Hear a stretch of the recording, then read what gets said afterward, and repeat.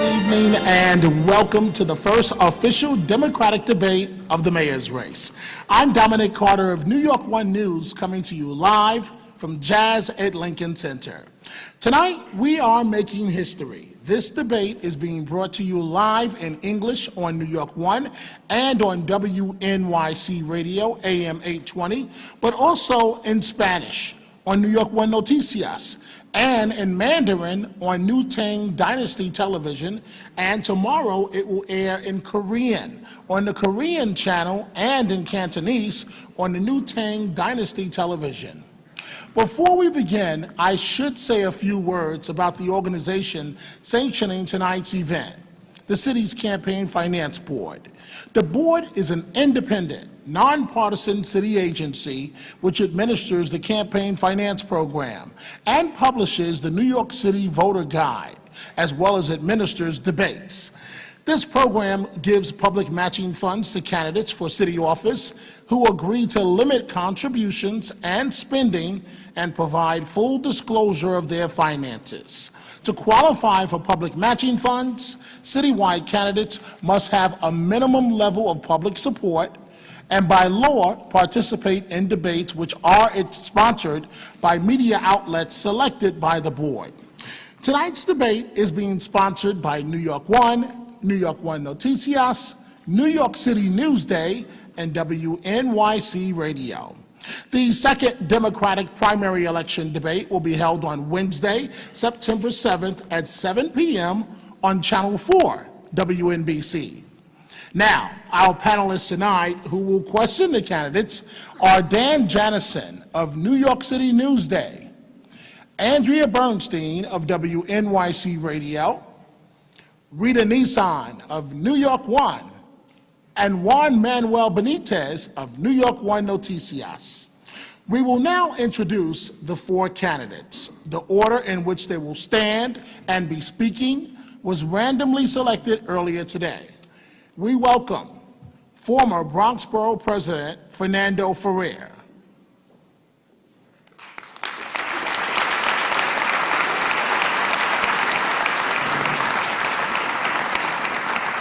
City Council Speaker Gifford Miller,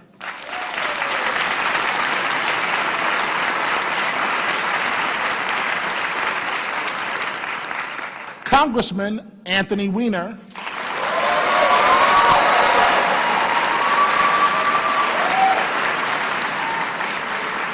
and Manhattan Borough President C. Virginia Fields.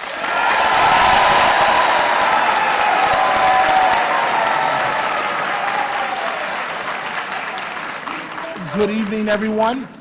The format of tonight's debate is as follows. Starting with Dan Janison, our panelists will directly ask one candidate a question. The candidate will have 90 seconds to respond. The other three candidates will then each have 60-second rebuttals. And finally, the first candidate will then be allowed to have a 30-second response. The panelists and myself have the right to follow up on any of our questions. And if any of us is speaking, that is the panelists, that will not count against the candidates' allotted time. Following our first round of questions from the panel, the candidates will each be allowed to ask one of their opponents a question. And after that, we'll return to more from our panel for additional questions. And then near the conclusion of our 90-minute debate, we'll have a lightning round of yes or no questions for the candidates. We'll wrap things up with closing remarks. And now for round number one, we begin with the first question tonight from Dan Janison. Hi, anyone who has followed the primary race so far may think that the defining moments have been the fiascos. Speaker Miller took heat over the $1.5 million in recent public mailings. Congressman Weiner faces questions over use of party resources. Mrs. Fields had problems with flyers and misplaced emails, and you, Mr. Ferrer, took a lot of heat for statements on the Diallo case. This is your chance, one chance, to tell us what these gaffes mean in anything, if anything, in your case, and what they mean in terms of what your rivals have done. Well, first, I want to thank New York One Noticias, Newsday, and WNYC for hosting this important debate. I'm glad to be here. It's a shame that a campaign about the future of this city defines itself on gaffes. But that's the way it is sometimes. In my case, I defined something carelessly, and I took responsibility for that. But at the end of the day, this is a debate about the future of this city. This is a debate about not only how we create a police department and sustain a police department that not only does its job in keeping us safe from domestic crime as well as international crime, but inspires the trust and confidence and support of every New Yorker. It's also about how we deal with the crisis of affordable housing, how we deal with the high school dropout rate of over 50%. In terms of your opponents? No. Would you consider anything that your opponents do fodder for argument or? Let's be very clear. New Yorkers, especially the voters in the Democratic primary, expect all of us to speak to the issues that are important to them, that'll make a difference in their lives. Let's not sell the intelligence of voters short. They expect us to offer real solutions about how to deal with affordable housing and the crisis of finding it in this city, about failing high schools and middle schools, about 40% of African-American men and nearly a third of Latino men out of a job, out of luck and out of hope. They expect us to come up with not small solutions, but big and bold ones. Mr. Miller, do you consider that an answer to the question, and would you answer it the same way? Well, I got to say that this is not a question that I get when I'm out there visiting New Yorkers and talking to them about the future of our city. I've spent the last several months visiting hundreds of neighborhoods across this city, as I've spent the last 4 years fighting for all New Yorkers. And I don't get this question. The questions that I get are, how are you going to make our schools work for our kids? How are you going to make it possible for me to get to work without my blood pressure reaching such enormous levels that I'm not able to survive in the city anymore? How are you going to make it possible for us to pay taxes and get the sorts of services that we want and deserve? And how are we going to be able to afford housing in the city? Those are the questions that I get, and I think this campaign will be defined by which one of us and whether or not the mayor can do a good job of convincing New Yorkers that if you elect us, we're going to make a difference for people in their lives. I have positive plans to address them. That's what people ask me about, and that's what I hope we're going to spend the next hour and a half talking about. Does it matter if the other candidates screw up a little? You know, look, I think that what matters is what are our ideas and what is it that we're going to do to take the city in a new direction. I'm going to lower class sizes, and I'm going to do it now. I'm going to fix the guts of our system and actually fund the expansion of our subways, and I'm going to do it now. I'm going to make sure that we can actually have New Yorkers who can afford rent in this city. You know, rent was up 6% last year, and we hit the highest point ever in the history of our city of New York, and I'm the candidate with a plan for a renter's tax credit to address 3% cut for renters in this city. Thank you. We want to know what our ideas are. We want to be able to talk about them, and I think that's what's important. Mr. Weiner, on the gaffe issue, if you will. Well, first of all, I want to express my gratitude for you all for holding this debate. Since the very beginning, I have argued that we as Democrats don't deserve to win unless we talk about real ideas moving forward, that we don't deserve to win after 3 straight lost municipal elections for Democrats unless we talk about how to address the challenges facing the middle class and those trying to get into the middle class. It's perfectly reasonable for people to judge us based on the way we run our campaigns and how we deal with rough patches. But I have to tell you that that family that sits each morning trying to figure out how to make a go of it in New York, they realize what we sometimes forget in this business. This campaign isn't about the 4 of us. It's not about the great journalists that cover it. This campaign is about the idea that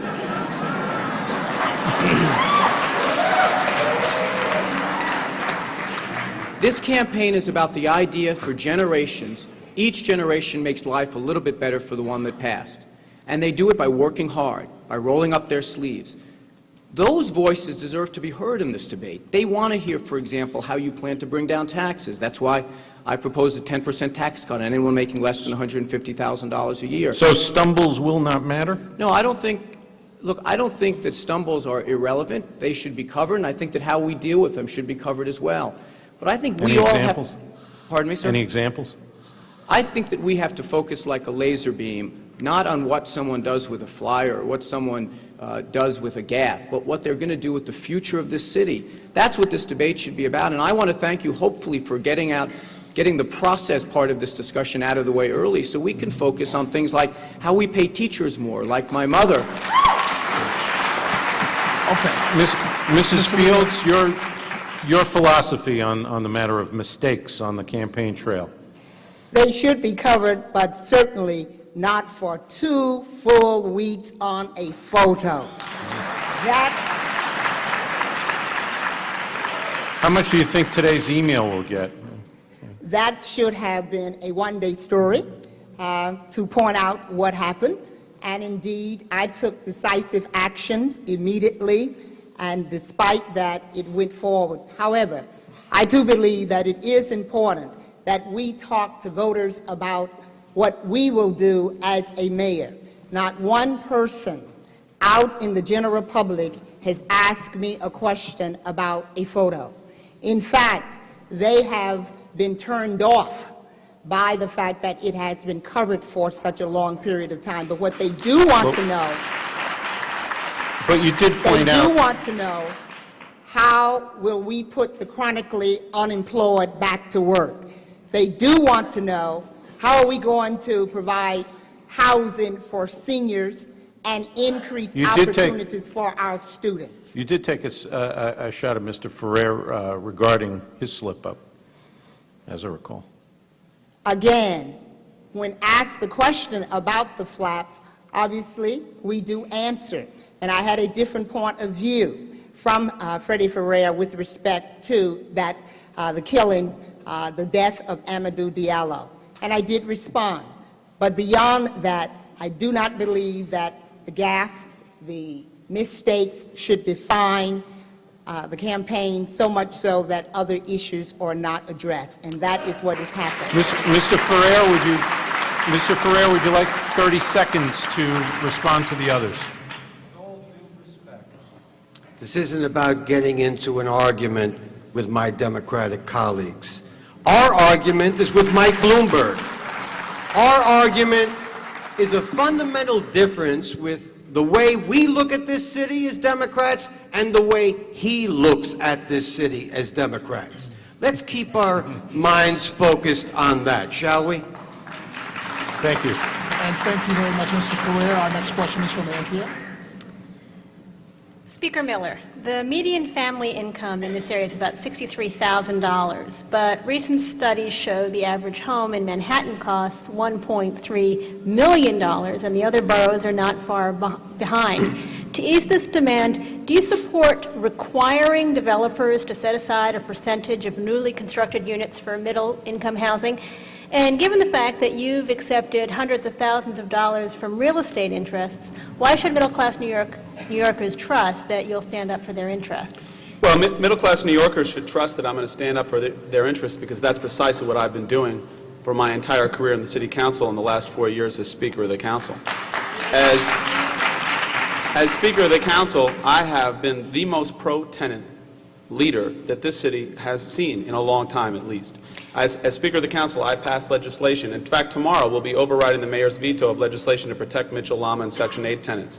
I passed the first Erstat law repeal in the history of our City Council, demanding that New York City have the right to regulate our own rents and make these decisions. And it's why I've been supported by Tenant PAC, the largest and most reputable and respected tenant voice in the city of New York, for my record. So, what about the issue of setting aside a certain percentage of newly constructed units? Would you support that as mayor? I support voluntary inclusionary zoning, and not only do I support it, I've actually gone the extra mile and made it happen. But I think that we should do it. What's wrong with mandatory? What's wrong with mandatory is that if it's voluntary and it works, if the incentives are great enough so that people will take advantage of it, makes sense for them in terms of the profit, they'll take advantage of it. If you set the set-asides too high in a mandatory, what happens is that nobody builds at all. So there really isn't a difference between an effective voluntary plan and an effective mandatory plan, because if the percentages work on the dollars for people, then they'll take advantage of them. And my point is that what we have to do in order to address affordable housing here, we have to absolutely use tools like inclusionary zoning. We also have to use tools like protecting what affordable housing we have today. This mayor has presided over tens of thousands of units leaving our system every year. And what's he doing? He's vetoing legislation to address Mitchell-Lama Section 8, which we will override tomorrow. Thank you, Speaker Miller. Thank you. Congressman Weiner, your housing plan speaks to the issue of rising housing costs in the city, and yet one of your major ways of solving it is through a middle-class tax cut, which would give even the highest-earning families that would get the cut not quite $2 a day. How would that help them buy new apartments in this housing market, and where do you stand on requiring developers to set aside a percentage of their housing? Indra, here's what I believe.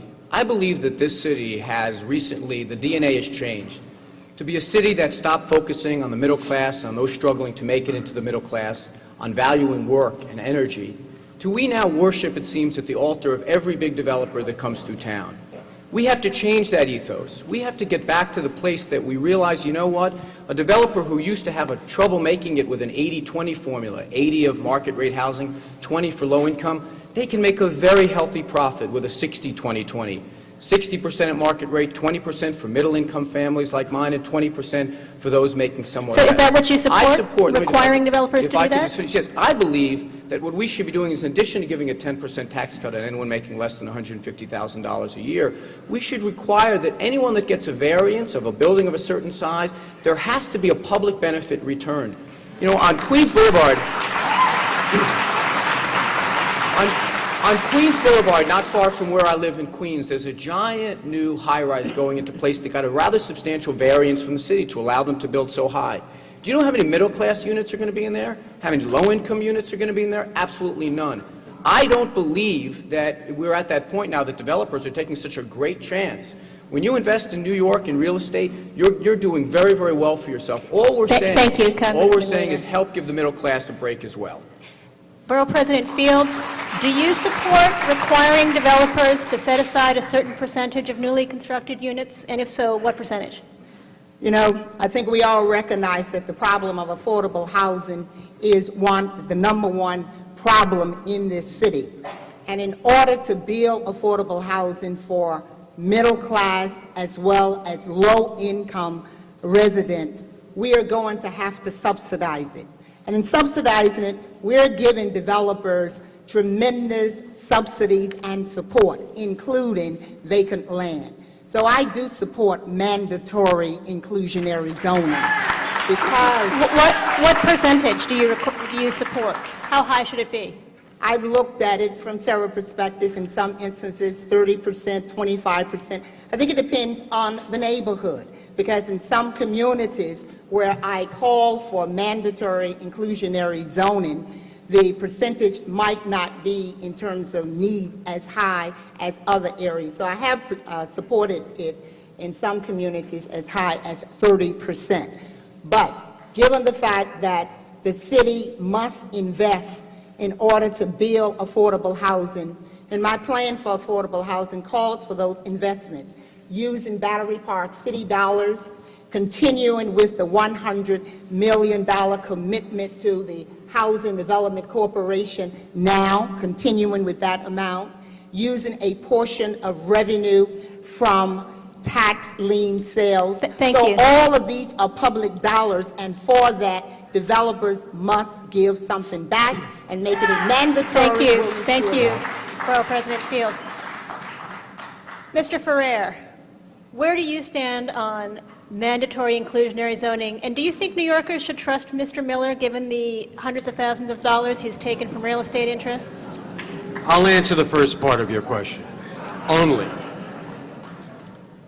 First of all, I do, and I want to tell you why. Look, I grew up in a 5-story walk-up that didn't always have heat and hot water in the wintertime. My mother had to work from time to time 2 jobs just to be able to afford that. As borough president of the Bronx, I worked with 2 mayors and scores of community organizations to see the construction of 66,000 homes and apartments, affordable homes and apartments, and that had a transforming difference in the lives of families, whole neighborhoods, and the whole borough. Should you take credit for that, or should Ed cut? Should former Mayor Ed cut? I just told you that I worked with 2 mayors and scores of community organizations. No one did that alone. As I was saying,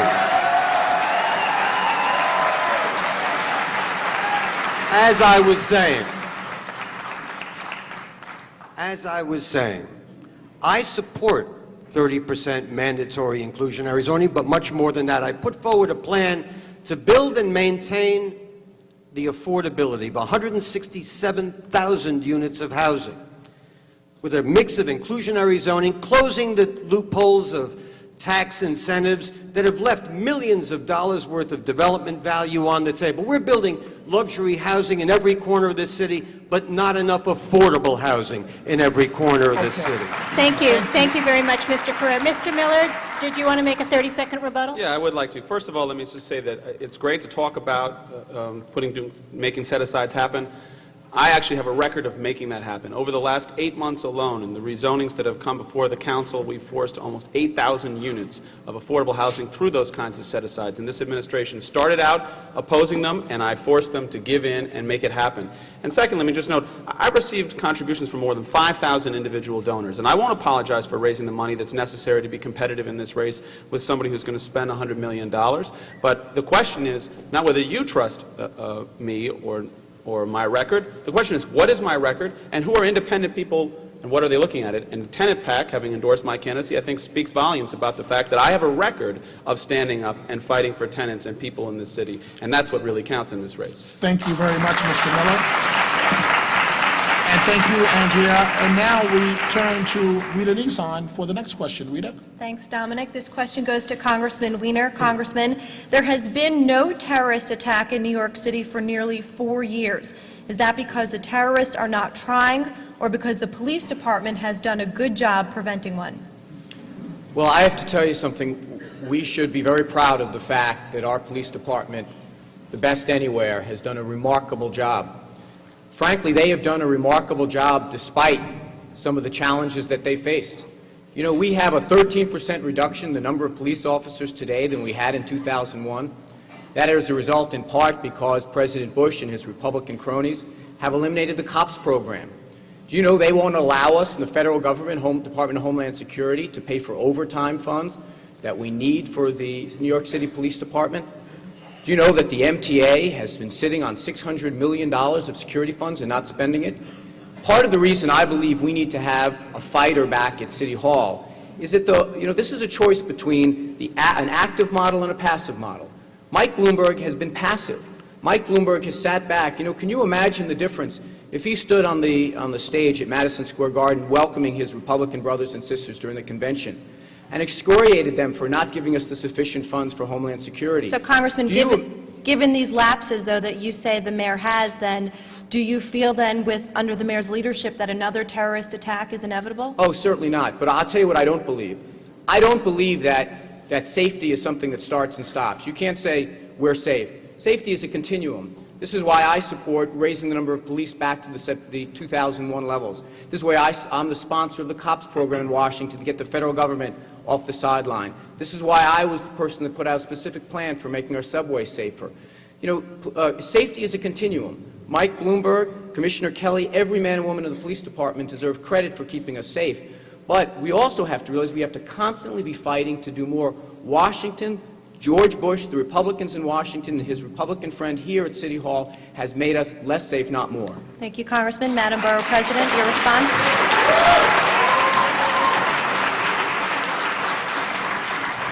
I think it's fair to say that not any of us can determine when terrorist groups will attack. So whether we have safety measures in place or not, that is not the determining factor with respect to actions taken by terrorists. But what is important is to make sure that we have safety and security plans in place that are comprehensive, and that is why I have called on the MTA and the mayor working together to develop comprehensive plans for our mass transit system. That will include expanded surveillance cameras. It will also include improved signal system, but equally as important, training of transit workers, better informing of the public through the public service announcement All of the systems. things you're talking about takes a lot of money. Where does that money come from? We have $600 million that have not been used over the past year that could have been used for safety. And what did the MTA do with it? They used $30 million of it for consultants, and the mayor denounced them for that. No, Mr. Mayor, let's put forth a concrete plan and use those dollars for the safety of citizens and others in this city, and we will be better prepared to address terrorist acts.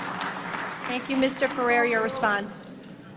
Well, first, I say thank God we haven't had another terrorist attack since 2001, because it took an awful toll on the spirit of this city, on the economy of this city, and on the families of 3,000 people who perished in those attacks. And let's understand that since 2001, our police department has had to do two important jobs: keep us safe from domestic crime and from international crime as well. And they're doing that with more than 3,000 fewer officers today than we had at the end of 2001 at all ranks. That's why I put forward a plan to get 1,000 more cops on the streets and in our mass transit system immediately by civilianizing those cops, taking them out from behind desks and putting civilians to do their work, fighting for Homeland Security funds so that we can get those 900 police that the COPS program used to pay for back on our streets. And more than that, the MTA has 4 appointees that are appointed by the mayor, but they're not just any 4 appointees. They're high-ranking members of Mike Bloomberg's administration. They failed to spend $390 million of allocated funds to keep our mass transit system safe. I say, why didn't they know? Why didn't they do anything about it? And why didn't Mike Bloomberg do anything about it? Speaker Miller, you're up. Well, I agree that the police department has done a terrific job in preventing an attack, and they deserve credit for it. And I also agree with my colleagues here, and I've said for months that we need to hire more police officers in order to make sure that we can have the sort of presence that we had, frankly, after the London bombings in our subways and on our buses. We should have that every day and not just in reaction. As your role as Speaker of the City Council, you do negotiate the budget. You do have the power to add those additional officers. Why didn't you push for that in this year's budget? Well, I did push for it in this year's budget. Why isn't it in this year's budget? Because in the end, this is not really about money spending. It's about management. We can hire thousands more police officers without spending any more money, because we spend so much on overtime that we can actually hire the police officers and save money, particularly in the long run, because of the pension costs. The other problem, frankly, is that the mayor allowed a contract to go forward in which police officers are going to get paid $25,000 starting salary. You know what that means? That means that a police officer with a family will be on food stamps when he or she starts in our police department. That's wrong, and we need to change that and change it now. But more beyond that, we also need to do a much better job of being prepared for an attack when it occurs. This administration has presided over the evisceration of the Office of Emergency Management, which no longer manages anything. And that's why I'm the only candidate up here to call for a new Department of Homeland Security, with one person in charge 24/7 of coordinating every agency, civilian and non-civilian, because we have real challenges that aren't being met right now. Thank you, Speaker. And we need to change that. Congressman Wiener, you have a 30-second rebuttal. Do you think Speaker Miller has done all that he could to get more police officers, more money in the budget for that? No. But let me tell you what I believe also. I believe that when Borough President Ferrer talks about the MTA, he's exactly right, that there's accountability that has to stop at Mike Bloomberg's door. But something further, why is it that we don't have control over the MTA board? Why have we internalized the idea that the suburbs, that upstate, that the governor is going to have more appointments than the mayor of the city of New York? One of the things that I'm going to do in this campaign in my 4 years as mayor is I'm going to constantly be challenging the presumption that Albany should be running our lives. We're perfectly capable of putting 91% of the fare box. You know, they rely upon us for 91% of the fare box. We only get about 70% of the funds back. So I'm not going to point fingers when there are track fires, when security money isn't being spent, when fares go up. I'm going to fight to get control of the MTA board, get at least a majority vote, and frankly, I question the need for these authorities at all. These authorities are about politicians avoiding responsibility and avoiding accountability. That won't be the hallmark of my administration. I'm going to fight for more responsibility and more accountability. Thank you, Congressman. And thank you, Rita. Now we go to Juan Manuel for his question. Juan, go right ahead. Thank you, Dominic. This question is for Borough President Fields. And last night we learned there won't be social promotion for 7th graders. They join 3rd and 5th graders of the New York City school system. If elected, would you restore social promotion for these students, and why?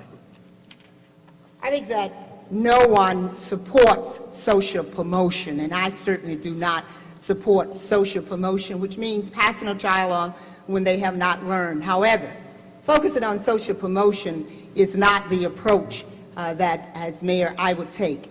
I would take the approach of massive intervention very early on, beginning at pre-K, to make sure that we are putting the resources in our schools, assessing our students, providing them with the resources, and every step along the way, we are investing in their academics, and we can expect greater performance But, overall. Borough President, if you were elected mayor of the city, would you restore social promotion for 3rd, 5th, and 7th graders? I would invest in those students who are coming into the system, and as a result, we will not need social or to repeal social promotion because our students will be learning. So you will restore it? I will invest. I want you to understand this because I think it's absolutely clear, important to be understood that when we invest in students with the right teachers, the right resources, give them the resources and the help that they need, children learn. And we do not have to be faced with issues of social promotion. This mayor has made social promotion a hallmark of his educational program. 3rd grade, 5th grade, 7th grade. What about investing the necessary resources, literacy program, support, working with the parents so that more help can be provided to these students? Thank you, Borough President. Mr. Ferrer, would you restore social promotion for 3rd, 5th, and 7th graders? Let's be really clear. I don't support social promotion, the policy of moving a child up simply because of advancing age in any grade. But that's not the problem in our school system. You know it, and everyone in this audience knows it. The problem in our school system is while the mayor is obsessing about some test score increases in the early grades, we're forgetting about collapsing scores in middle school and a dropout crisis, a level of dropouts of 50% and more in our high school grades. We're only graduating 38% of our kids on time. Only 18% get Regents diplomas. And you know what happens. They know what happens when a child drops out of school. So you wouldn't restore it? In those... As I was saying, they know what happens when a child drops out of high school. They're out of a job, they're out of luck, they're out of hope. That's why I put forward a plan to restore the supports we used to have and to give our kids everything the suburban school systems give their kids. An education in their lives. Thank you, Mr. Ferrer. An education, a good education in their lives, which means that one of them one day might be at this podium or even on your side of the table. Thank you, Mr. Ferrer. Speaker Miller, and let me rephrase the question. For the last couple of years, there's one more grade in the city school system that goes without social promotion. Would you restore it, or would you go on with other grades? Let me get right to the point of your question, which I think that the confusion here is that there's a difference between opposing social promotion and saying that having an 8-year-old take one test and that having that be essentially the sole arbiter of whether or not that 8-year-old is ready to move on. That's a different thing. And I do not support giving 8-year-olds one test and telling them, you know what, this is it. In fact, I know 8-year-olds who have had to go home physically ill because of the pressure that's been placed on the 8-year-olds. And I don't think that's actually transforming our schools. Giving tests does not transform our schools. What transforms our schools is lowering class sizes. It's making sure we have a quality teacher in every classroom. And make sure that every school, and not just 17 of them, are safe. And it's making sure that every child has a strong after-school program. And I have a record already of making a commitment to all of those issues. Just in this past year alone, I forced this mayor to put back $1.3 billion worth of new school construction that he tried to cut when he wanted to walk away from our promise to our kids. We have So you wouldn't restore, you will keep things that way? Particularly at the 3rd and 5th grade level, I think single high-stakes tests for children that young don't transform education. And in fact, that's why the mayor had to replace his entire educational policy panel, because he couldn't find a single educator in the country that said they thought it was a good idea. It isn't a good idea. What is a good idea is fixing the schools. Test preparation is not an educational vision. Thank you. Thank you, Speaker Miller. Congressman Weiner, would you restore social promotion? No, I wouldn't. I oppose social promotion. I support having students graduate and go to the next grade because they're smarter, not just because they're older. But I'll tell you what else I believe. I believe that having a test substitute for a good teacher, or having a test substitute for a reasonable debate in this city, is just wrong. You know, I desperately want that 3rd grader to pass, but I also want that 4th grader who's an average student to become a great student. I want that 7th grader who's a great student to go on to become a scholar, to go on to Harvard and Yale and the other great institutions. This is what we should be focusing on. And I'll tell you where I derive these beliefs. You know, I went to public schools my whole life, PS 39, Junior High School 51, Brooklyn Tech. My mother recently retired after teaching in the schools for 31 years. If we want to make the schools better, we have to pay teachers more. We have to really have some discipline in the schools. We have to have a curriculum that lets teachers teach and lets principals govern their schools. These are the things. I have to be honest with you. Right now, Mike Bloomberg's administration has been governed by gimmicks. The gimmick of a $400 check, the gimmick of social promotion. The time for gimmickry should be over. Thank you. Borough President Fields, you want to use your 30-second rebuttal? We have a tremendous opportunity here in this city to make real reforms in our school as a result of mayoral control. This mayor has focused on 3rd grade, 5th grade, 7th grade social promotion. My plan will be to reduce class size, massive interventions, but also to expand opportunities for those students to provide excellence with math classes, science classes, expand opportunities to prevent dropout by vocational and training programs, grabbing the interests of those students who are looking to drop out, to make sure that we keep them in our schools. Thank you so much. This is my plan for expanding opportunities, giving those students exactly what they need, and you know what? They will pass those exams. Thank you, Borough President, and thank you, Juan Manuel. Now it's time, we want to mix things up, to give the candidates a chance to ask a question of one of his or her opponents. Now, the answers will be limited to 90 seconds, and there will be no rebuttals.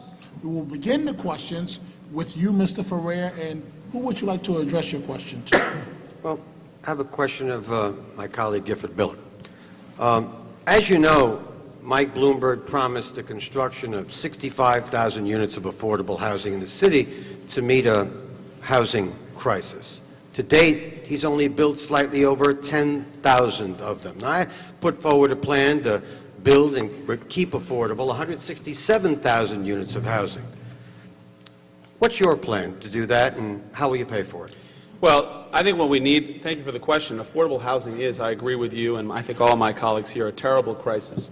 When we have a quarter of New Yorkers who are paying more than half of their incomes for housing, we have a serious crisis that's growing worse. And as I mentioned earlier, rents hit an all-time high this year, up 6%. Any plan to deal with this needs to be a comprehensive plan. And it needs to start with the preservation of existing affordable housing.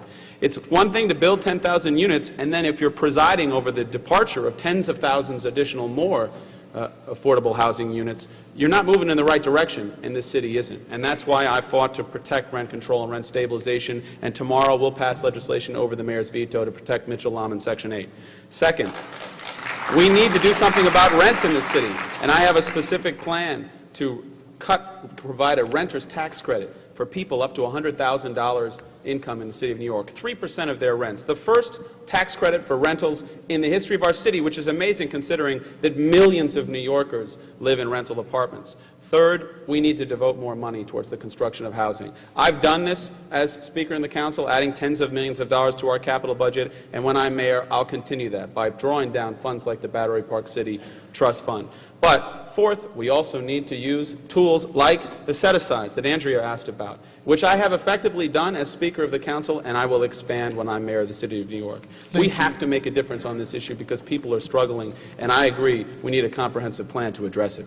Thank you, Mr. Miller. And now it's your opportunity to ask a question. Who would you like to address it to? Well, I'll ask Freddie a question. You know that thousands of sexual assaults occur in this city every year. And yet, emergency contraception is not available in 25% of our pharmacies and even in some of our hospital emergency rooms. The New York City Council, under my leadership, passed pieces of legislation to address those problems, which the mayor vetoed.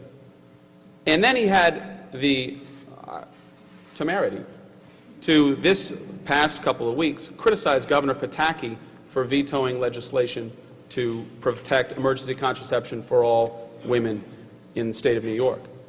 So my question is this.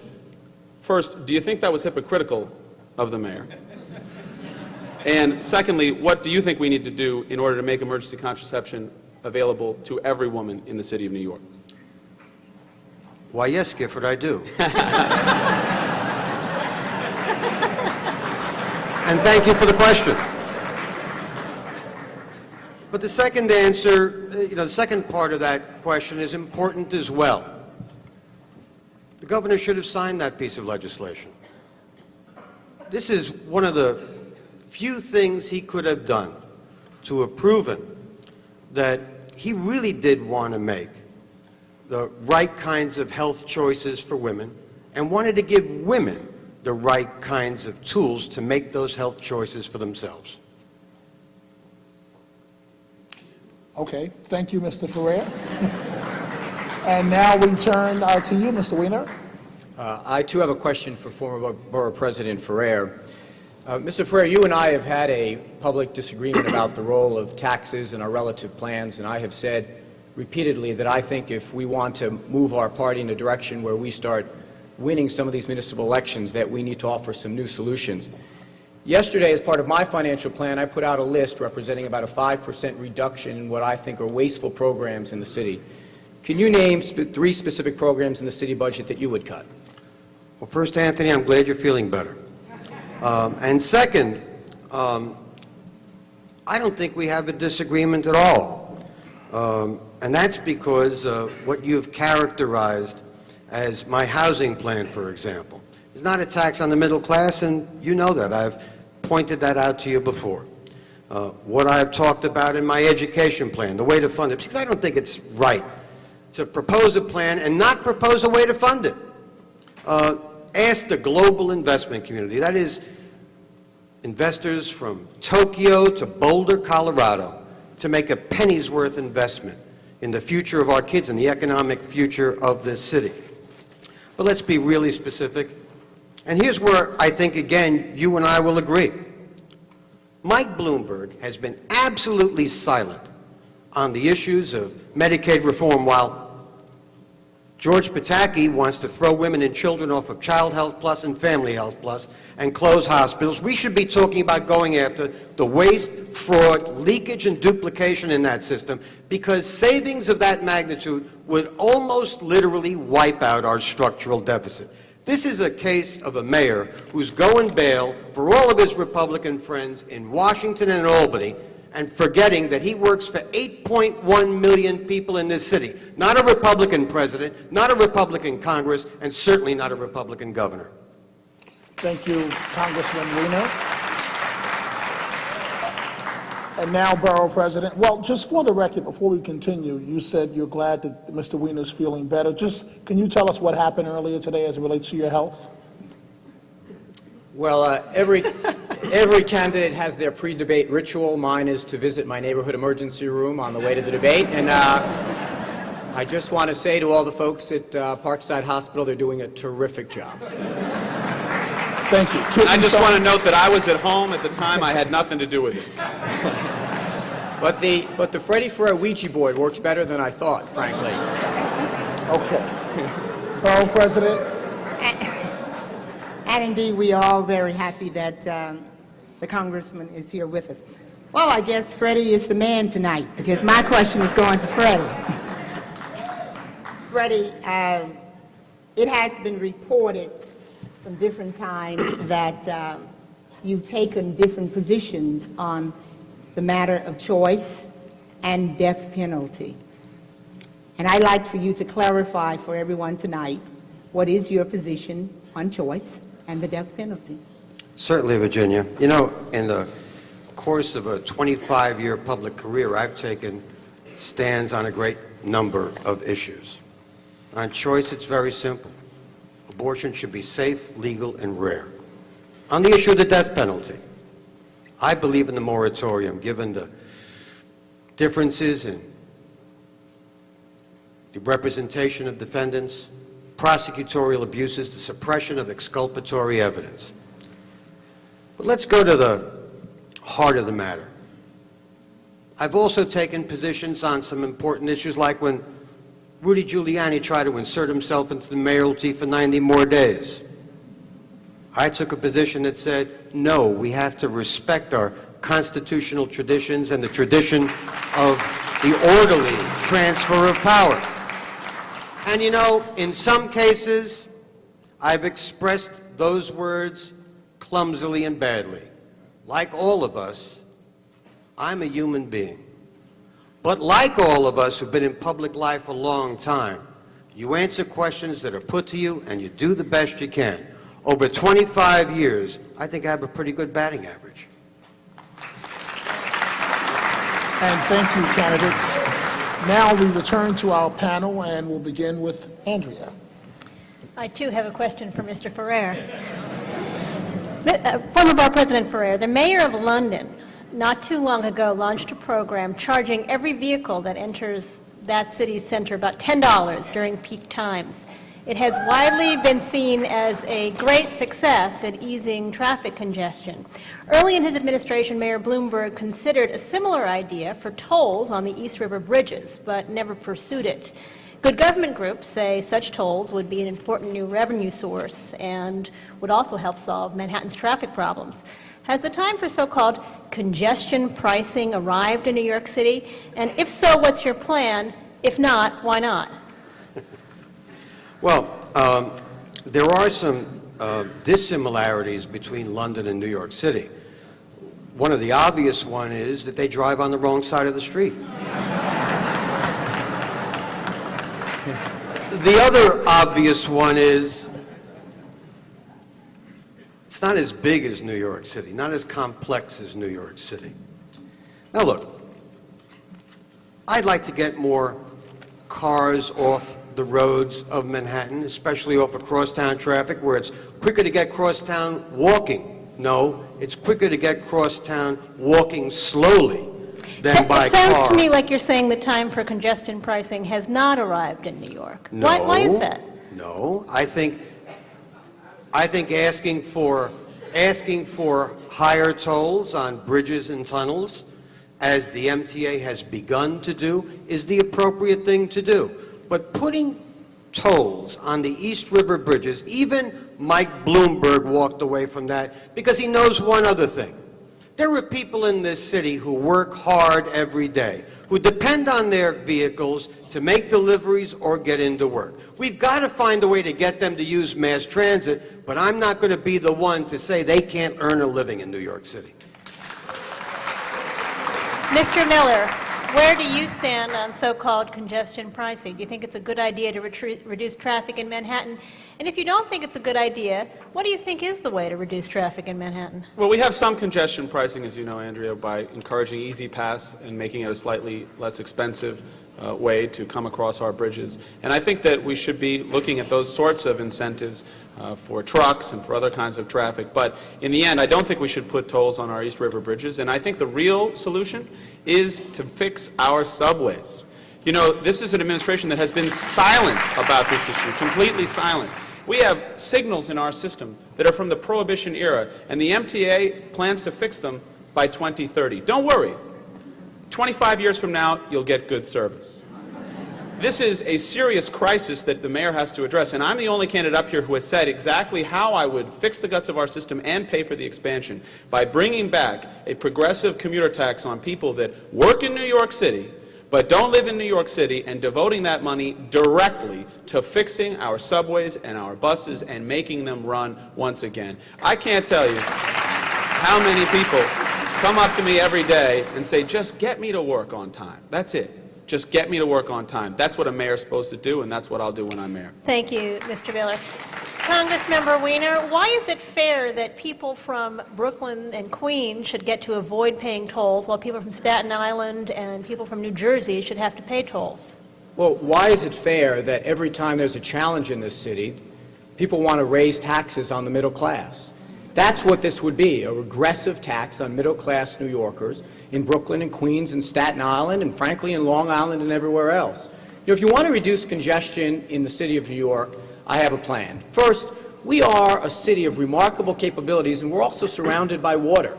Yet compared to other major cities, we don't use ferry service. We have fantastic ferry service to one community of Staten Island and none anywhere else. Well, I'm fighting to change that. I'm buying the city ferries with federal transportation dollars to try to remove some of the cars off the Belt Parkway, off the Grand Central, off the LIE. Secondly, I don't have any problem with trying to reduce the amount of truck traffic in Manhattan by incentivizing deliveries at night. You know, Joe's Pizzeria on 7th Avenue can't get a flower delivery at night, but, you know, Macy's probably could in the city of New York.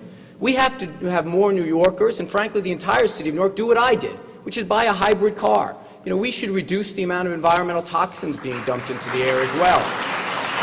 The idea that the only solution to New York's problems is to levy another tax on the middle class will not be the path that I follow. The middle class in New York are taxed high enough. That's why I want to give them a 10% tax cut on their income.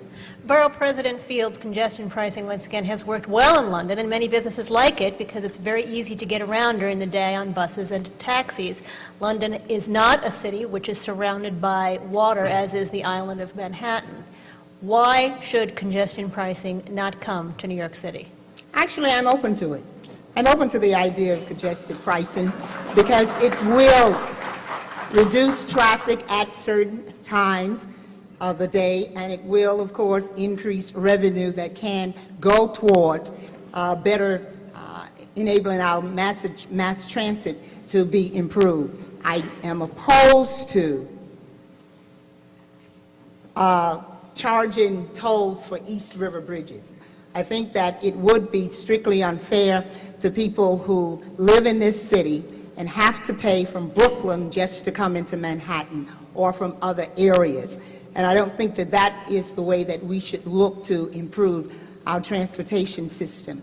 We must improve our mass transportation system by investing in it. The city has not invested its share in our mass transit system since about 1993. When we do not invest, we cannot modernize the system. We cannot make the necessary improvements. So as mayor, I will prioritize investing so that we can make the necessary improvements. And by the way, our speaker said he's the only one who has called for reinstatement of a commuter tax. I too have called for the reinstatement of a commuter tax, but at 1%, and to have that 1% designated specifically toward the improvement of our mass transit system. There's some other things that we can do. Thank you, Borough President Fields. Mr. Ferrer, do you have a 30-second rebuttal? Yes, let's get to the heart of the matter. Everybody says we want a safe, reliable, and affordable mass transit system. But the question is, what's Mike Bloomberg willing to do about it? Look, he's spared no effort to try to get the MTA board to preside over a sweetheart deal for the sale of the development rights over the Hudson Yards, and he still has yet to weigh in on the development rights over the Atlantic Yards. Getting full market value for both will ensure that the strap hangers of this city don't have to take a subway system that strands them by the hundreds of thousands every couple of days and remains affordable. Thank you, Mr. Clare. And thank you, Andrea. Our next question now comes from Rita Nissan. Rita? Speaker Miller, this question is for you. We have seen major unions and advocacy groups that typically back Democratic candidates cross party lines to endorse Mayor Bloomberg, including Local 32BJ representing building maintenance workers, the abortion rights group, Mayoral Pro-Choice, and the list goes on and on. Why has Mayor Bloomberg been so successful in getting their endorsements, and why did you lose the support of these groups? Well, look, you want to come on down? I don't worry about what other people get in terms of endorsements. I worry about what my campaign has accomplished and what I'm talking to New Yorkers about. And I'm very proud of the fact that I've received endorsements from everybody from the United Auto Workers to the Empire State Pride Agenda, built a campaign that brought in 158,000 signatures to put my name on the ballot for the Democratic line. And I did that because I have a proven record of results in which I have spent the last 4 years fighting for New Yorkers to really put education first and make sure we build affordable housing. Then are all of these groups that are supporting the mayor, are all of them misguided? Yes, you're darn right they're misguided. They should be supporting me. But I'll tell you what else. I believe that the rank and file of those unions are going to vote for the Democratic candidate because the 4 people on this stage represent an opportunity to take our city in a new direction. And I know that they're going to support my candidacy because I've spent time talking with them about my specific positive plans to make the city a better place and my record of accomplishment. But I believe that when the voters take a look at our records, that they're going to make sure that we take the city in a new direction, that we tackle lowering class sizes and do it now, that we fix our subways, that we get our fair share from Washington and Albany, and that we don't accept these excuses about why we have to wait longer for these kinds of results. Congressman Wiener, the mayor must be doing something right to land these massive endorsements. Well, I have to tell you, these labor leaders should hang their head in shame. They should hang their head in shame because they have turned their back on the values that made the labor movement so powerful in this city. They're supporting a candidate who feels warmly towards Walmart and abandoned small business. They support a candidate who raises gobs and gobs of money for Republicans who then turn their back on us rather than supporting progressive Democrats throughout this country. They are supporting a candidate that in 2004 allowed there to be 500,000 children in this city that had to turn to a soup kitchen or a church basement for a meal.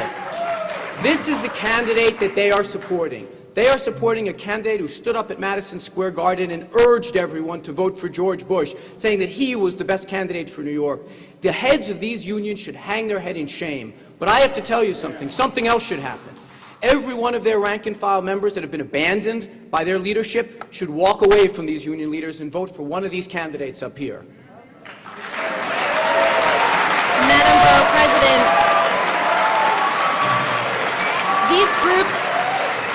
these groups offer significant voter... We have a lot of DC 37 members here tonight. Apparently so. Madam Borough President, these groups offer considerable voter outreach that would benefit any of you. Given the fact that you're struggling raising money, wouldn't you have liked to court these voters? Did you not court them hard enough to court these unions and advocacy groups? I would love to have had the support of all of these unions, and I'm very pleased Then why to say didn't you get it? they gave it to Michael Bloomberg. Big mistake, but that's what they did. I have the support of a number of the members of DC 37, and I'm very happy to have that support. I have the support of many of the members of 32BJ, and I am happy to have that support. The fact that the leadership decided to support Mayor Michael Bloomberg is really a mistake, and I agree with the Congressman in terms of the values of the Democratic Party, in terms of the support and the work that we do every day. and addressing issues of trying to get fair contracts, making sure that the concerns of labor are addressed by the council members, by borough presidents. So do I regret it? I do. But it will not stop me from working to ensure that the members of these different labor organizations who have endorsed the mayor will not be left behind in a fields administration. I will work to negotiate contracts in a timely manner. I will respect the role of labor as I always have, because coming out of labor, I know the value of having a mayor who is sensitive, who respects, and who works with labor. And this mayor has not done that, especially with DC 37. So is it regrettable? Absolutely. But that does not stop me from working with the members and getting their support in my area. Thank you. Mr. Ferrer? Mr. Ferrer, how did you feel when you found out you were not getting the endorsements and the backings of these important organizations? Let's be clear about this as well. I'm not focused on making New York work better for some union presidents.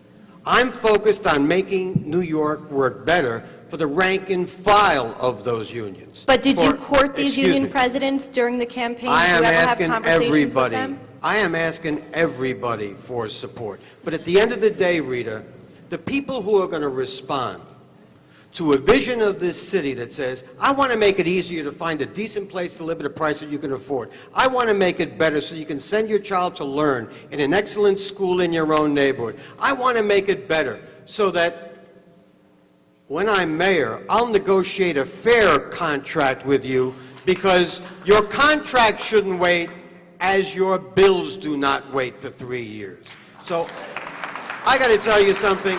I'm focused on the rank and file of these unions, because it is the rank and file who will not only decide the future of the city, it is the rank and file, after all, who form the base, the heart and soul of the Democratic voters of the city, and the voters who believe that we need a different vision from Mike Bloomberg's obsessive vision with building stadiums for billionaire NFL team owners.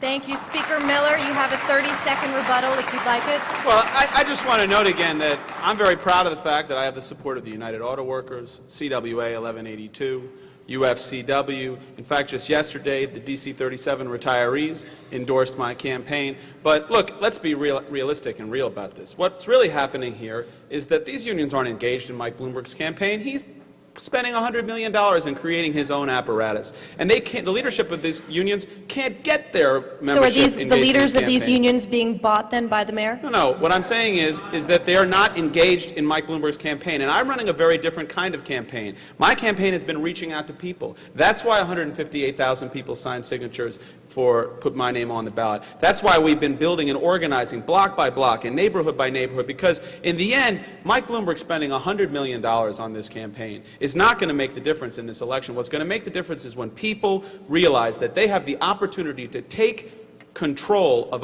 the future of our city and to take our city in a new direction that tackles the tough issues in their lives. Thank you. And thank you, Rita. And now we turn to Juan Manuel. Thank you, Dominic. For Congressman Wiener, day laborers are a really important part of the city's economy, and I want to focus on the women.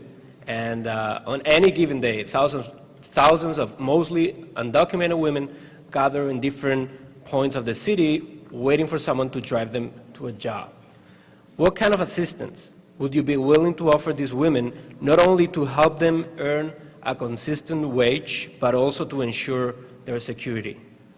Well, a couple of things I would do. First, I would do everything I could to work with the labor unions in this city to make sure that these people can organize to defend their rights.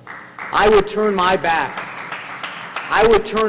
on the wrong-headed policies coming out of Washington that see immigration as some kind of a great threat to our country and see it for what it is in the city of New York, which is our #1 energizer and engine for economic development. I would make sure that there are centers set up so that they aren't strewn across the streets, hovering around cars, that they can deal with this transaction with some level of dignity. But let's remember what this is also about. What this is about is the fact that, frankly, despite the fact that we hear about the great economic boom in New York City, real wages outside of Manhattan are flat. We have a tax burden going up on middle class and working people. We have public schools that are failing them. You know, the economy, when Mike Bloomberg practically dislocates his shoulder, patting himself on the back about how great the economy is, he forgets that for broad swaths of this country, people are getting left behind, and we have to provide services for them. That is why, I mentioned earlier in passing, over 500,000 children in this city had to turn to the city or church kitchens for a meal. Children. Why is that? One of the reasons is we are one of the only major cities that requires a mother trying to feed their child to get fingerprinted before they get food stamps. Why do we treat them with that level of indignity? Why do we do that? Because Mike Bloomberg wants to brag to his Republican brothers and sisters how tough he is on the poor. That's outrageous. Thank you. Borough President Fields, would you also support the creation of centers for these women? It was very disheartening to see the pictures of the women standing on the corners, standing on the streets, simply trying to get a day job in order to feed themselves and their families. As mayor, I would reach out to that community, to those women, and to provide help through community-based organizations, provide training, provide job placement opportunities, because it is a matter of safety as well as providing opportunities for them to work to be able to feed their families. I think that this city has a responsibility for all of us who live here, and it is not acceptable for any mayor to see the pictures of immigrants so determined to make sure that they too are a part of this city and not act. So through community-based organizations and various other support systems, I would reach out and provide help right now. Thank you, Borough President. Mr. Ferrer, your response? Day laborers in this city, women and men, let's face the facts, are being exploited. They're being exploited in terms of pay and working conditions. I not only want to see centers for day laborers created in these communities, but I want to work with labor unions to organize them. The only way we're going to make sure that they get adequate pay, that they get health insurance for themselves and for their families. And let's understand something. They're working hard just to put food on the table for their kids. They deserve an opportunity to work in safety, to work in dignity. It's more than just a paycheck. It's about dignity. And we owe in this city an opportunity for them to be safe, work for decent wages, work for reputable people, not be exploited, and work in the kind of dignity that their families deserve. Thank you, Mr. Ferrer. Speaker Miller. Well, this is a serious crisis, and the reality is that New York City is a city that has been prospered over the last 350 years because we're a city of immigrants, and we need to welcome immigrants and give them real opportunities, and we sadly don't do that in every case. So before I tell you what I'll do, let me tell you what I've done. As Speaker of the Council, I led the Council in creating the first Immigrant Opportunities Initiative to provide legal services to immigrants and English as a second language training. I led the Council in passing the first long-term structural unemployment initiative to attack structural long-term unemployment in communities of color. I led the Council in passing the first earned income tax credit in the history of our city and the first real living wage law. Yes, but about these women that we're talking about? Women, here's what I'm going to do. I'm going to expand the Immigrant Opportunities Initiative so we can provide more legal services to women so they know their rights. And secondly, I'm going to double again the earned income tax credit so that low-income working people in the city actually can realize the fruits of their labor and still be able to put food on their children's table. Thank you. Speaker Miller. And do you want to use your 30-second rebuttal, Congressman Well, Miller? I would. I'd like to say a word or two to those that are watching this that think this isn't their problem. Say, you know what, I'm a day laborer, I'm not someone who lives in a community where they are. You know, we have 1.8 million New Yorkers uninsured in this city. 900,000 of them have 40-hour-a-week jobs, fully employed with no health insurance. But we are all paying the bill when so many people are without care. When someone walks into a hospital emergency room or a child shows up at school with tuberculosis, we all suffer. We have to stop having it reinforced by our Republican friends that this isn't your problem, that you're doing okay, you can just turn your back on problems. None of us can get too far ahead if any of us are left behind, and this is a classic case where Mike Bloomberg is letting too many people get left behind. Thank you so much. And thank you, Juan Manuel. And now it's Dan Jennison's turn to ask a question. Dan, go right ahead. Okay, Borough President Fields, as you know, public safety experts disagree on how best to organize city agencies for big emergencies. In 2001, the voters created an emergency management department to lead the way. But Mayor Bloomberg believes his police commissioner should take charge if there's any hint of a terrorist act, a different approach. Personalities aside, and leaving aside who you would appoint, which command structure would you choose? First of all, I think we must recognize the fact that safety and security are important issues to everyone who lives and comes and visits this city. And it is important that we have a plan in place that is understood and a very comprehensive plan to provide safety and security.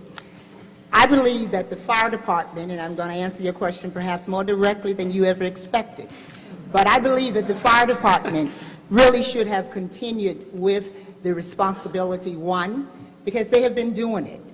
They have more trained personnel there. They have the equipment there. You mean for hazardous materials? With the hazardous materials, right. I don't think that we should have created the kind of situation that has been created in this city now, where there is a lack of confidence among citizens in terms of the fight that is publicly being played out between the fire department and the police department. So I believe we should have stayed where the resources are, where the training already exists, build on that training, and bring the police department in as a support, as opposed to giving the first responsibility to the police department, where now training and equipment needs or have to be purchased. So it was a mistake. Sounds like you're more of a supporter of the OEM model. Yes. Okay. Mr. Ferrer? Dan, I'm glad you mentioned the fact that the voters of this city, in a referendum, passed the OEM model. Let me tell you why I think it's so important. Look, the police department does a terrific job in responding to emergencies. They handle policing issues extraordinarily well. The fire department handles their issues extraordinarily well. I think it's a shame when anyone in this city has to read a newspaper account of a battle of the badges. That's wrong. That's why the voters of this city, in their wisdom, passed the OEM model, because there should be one person who works for the mayor who says, this is your job, get it done. We have an emergency. We have no time for bickering between departments. We have no time for battle of the badges. The only thing we have time for is saving lives and preventing further damage. Speaker Miller, it sounds like the Department of Homeland Security that you propose on a local level grows out of the OEM. Could you explain that? Yeah, that's right. I think we need to get back to the OEM model that we had under Mayor Giuliani, and in fact, I would elevate it to a Department of Homeland Security, with the Director of Homeland Security responsible 24/7 for our preparedness and for making sure that agencies are actually being coordinated. Right now, we have joint commands at many different emergencies, which work fine when the police department and the fire department agree about the right thing to do. But amazingly, if they don't agree, there is no method for resolving that disagreement. Literally. That is not only unsafe, it's wrong, it's crazy. And we ought to have the Director of Homeland Security, or at least the Office of Emergency Management, able to break those ties. I forced this situation into the open as Speaker of the Council, holding hearings on this subject, said very clearly what I thought was the right thing to do at that time about making sure we had the OEM break these ties. And more than that, Dan, we have to go beyond just preparing ourselves for the police and fire department. You know that we have no surge capacity in our hospitals in this city. There are only 66 burn beds in the city of New York to prepare us for an attack. And amazingly, we've only trained several hundred people as part of neighborhood response times. San Francisco, by contrast, has trained 11,000. They're one-eighth our size. We have to change that, and we have to make a commitment to doing it now. Congressman Wiener, is Mayor Bloomberg completely off base by saying we live in the age of terrorism? I've got a great police commissioner, Ray Kelly. He should really have all the latitude he should get. What's your take? No, he isn't completely off base, but I can tell you that when you have the chief of the fire department that was in the North Tower on September 11th saying that if you had this command structure on September 11th, you would have had real problems. I think it needs some minor tweaks, and let me just predicate this by saying that, I think the Battle of the Badge is wildly overstated in the city. For the most part, every single day, a great police department and a fantastic fire department work together. But I do believe that hazardous materials cases should be handled first and foremost by the fire department. There are other agencies of government that do this very well. When, tragically, Flight 587 crashed in my district in Rockaway, it was remarkable. The FBI came in, they controlled the scene for about 30 minutes. They determined there was no crime that had been committed there, and immediately the NTSB came in and took over, smoothly, without much transition problems.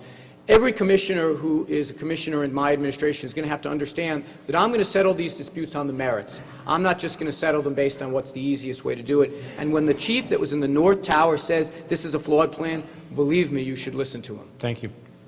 Borough President Fields, would you like to rebut for 30 seconds? We have a system that works. Our emergency management system works. It should not have been put in the situation of battling between the police department and the fire. Mayor Bloomberg made a terrible mistake when he allowed this to happen, and now to allow it to be played out publicly between both commissioners is absolutely wrong. Is he too police-oriented in this particular situation? He showed favoritism in this situation that has created a lack of confidence among citizens in a way that is absolutely unnecessary, and the mayor needs to correct it at this point. The mayor needs to step forward and say to the general public, this is the plan, this is how we have changed it, and communicate more fully than what I believe the public really understands about this plan. Thank you. Thank you, Borough President, and thank you, Dan. And we are running short on time, but we're going to try and get in one more question. But first, before we do that, we are now going to go to the lightning round, where we're going to try and make this as interesting as possible. I can promise you that much. Where I will ask questions that can only be answered, even for politicians, with the words yes or no. The four of you will be required to answer the question. And the first one goes to Mr. Ferrer. We'll just go down the table until we get to the second question. Is Michael Bloomberg a better mayor than Rudy Giuliani? Oh, yeah. Yes. No. Yes. Mr. Speaker, and you do have school-age children, if you are elected mayor, will you send them to New York City public schools through high school? I don't know. My kids are too young. We haven't. Yes or no? Pam, we haven't made that decision. I don't know the answer to that question. My kids are 4 and 3.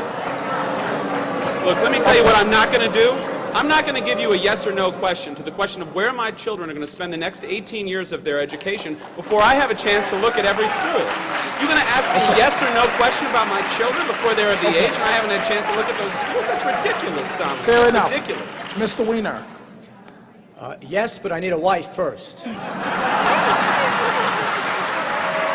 apply, but yes. What was that, Borough President? Doesn't apply, but yes. I won't ask why. Mr. Ferrer? My daughter already did graduate from public schools, and she has 2 little sons who also go to public schools. Mr. Weiner, beginning with you. You folks talk a lot about the mayor's money. If you had Mayor Bloomberg's financing, his money, would you spend any of it on your campaign? Oh, if I were only with a rich man. No. No. No. No. Borough President Fields. And I believe this individual is with us tonight. This is a question for the 4 of you. Do you want Al Sharpton's endorsement? Yes. Yes. Yes. Yes. Yes. Sure.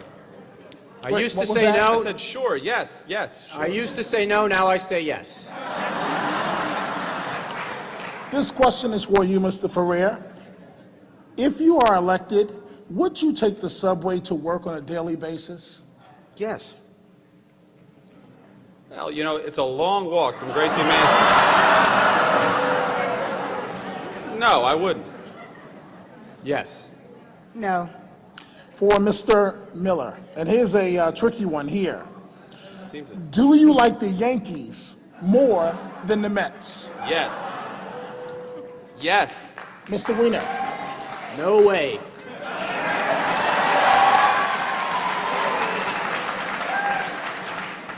No. Only in the American League. Yes or no?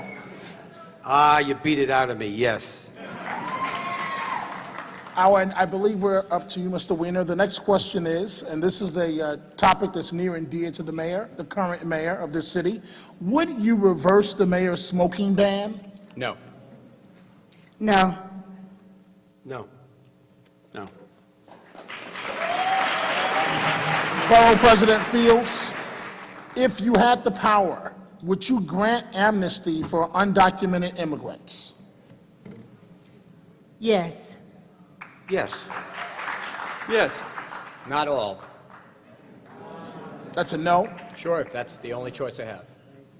Mr. Ferrer, and I believe this applies to you to a degree in terms of the answer is yes, but here's the question.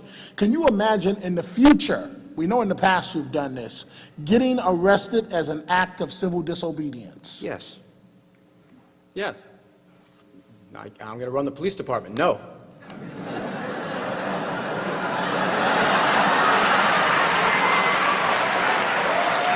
Yes. Yes. Yes, okay. Next question, Mr. Miller.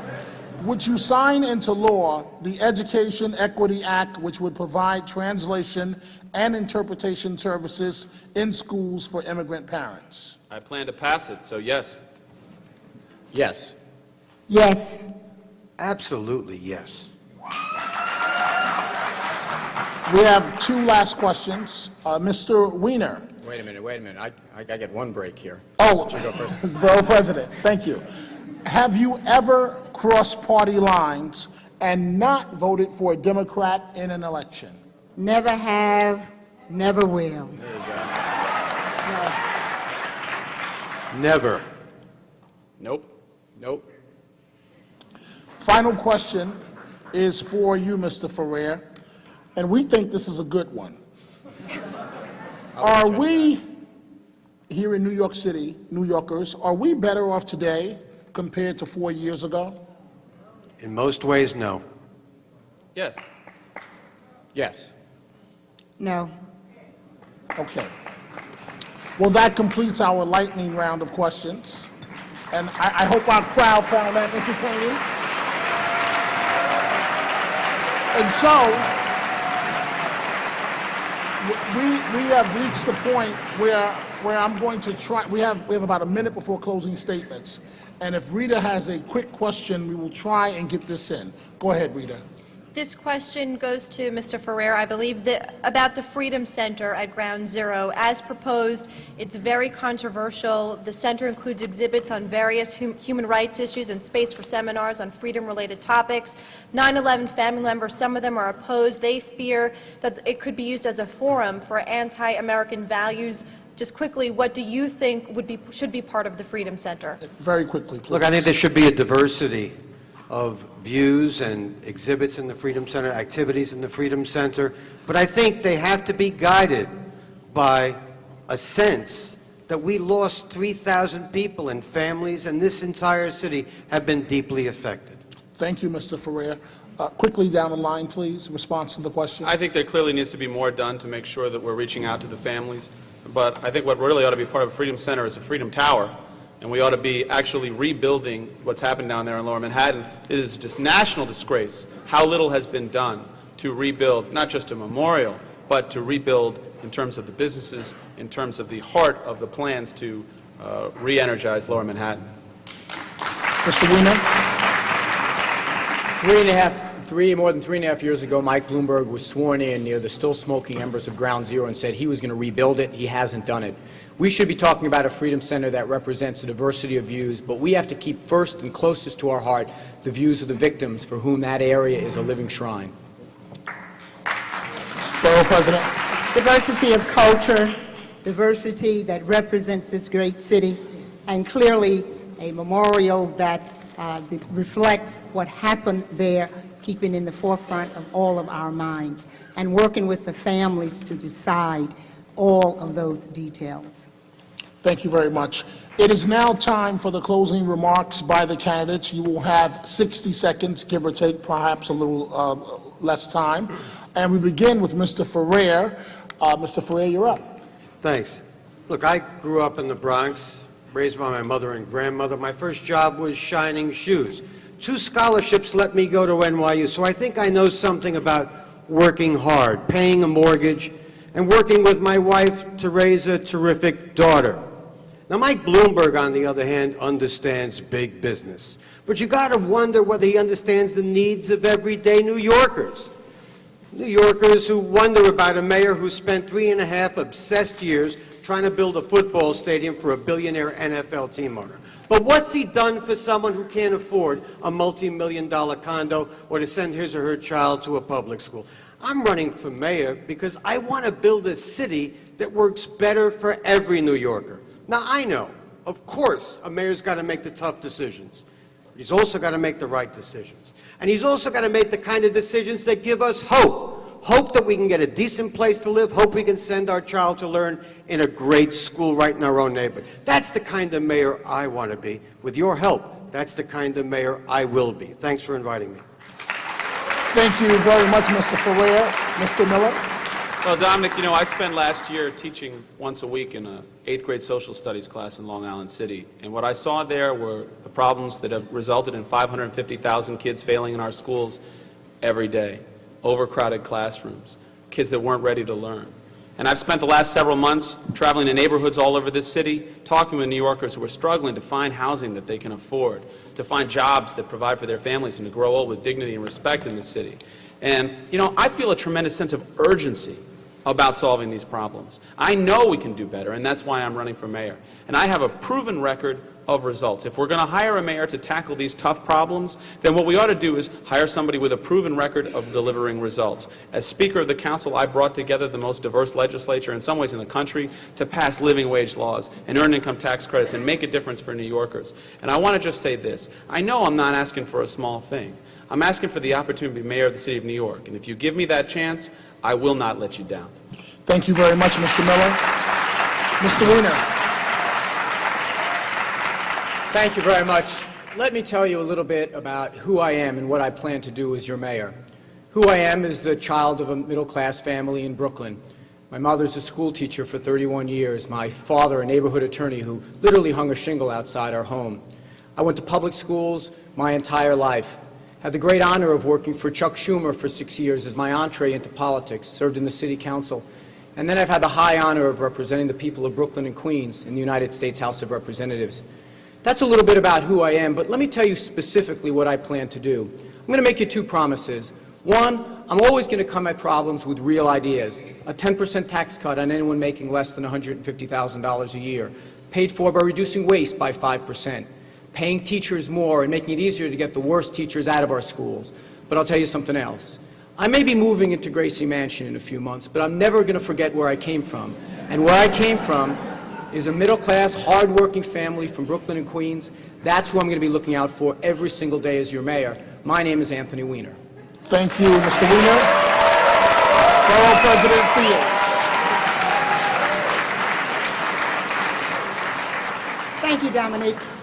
My life experiences have been about doing things to make a difference in the lives of people. Starting very early, as I grew up in the segregated south of Birmingham, Alabama, in a working-class family. Father, a laborer, died of cancer when I was 12. Mother struggled to make sure that the youngest of 5 children were able to get a good education. And at the age of 17, I made a decision to march with Dr. Martin Luther King Jr., knowing that I would be arrested, spent 6 days in jail, but that began to help me take my stand against fighting against racial injustices. That's the kind of background out of which I came. And as a civil rights activist, as a social worker, as an elected official, all of this has helped to shape my vision, my views, and my passion to serve. That is why I focus on jobs for the chronically unemployed, services for our seniors, affordable housing. As your mayor, I can do so much more. I ask for your vote, and I ask you to join me to have this city move in a different direction, opportunities for more rather than a few. Thank you. Thank you very much. Now, that concludes tonight's debate. On behalf of New York One, I'd like to thank tonight's co-sponsors, New York One Noticias, New York City Newsday, WNYC Radio, and of course the City Campaign Finance Board. I'd also like to thank the candidates tonight for attempting to answer all of our questions. And of course, we'd like to thank Jazz at Lincoln Center for allowing us to use their beautiful facilities. Again, thank you and good night.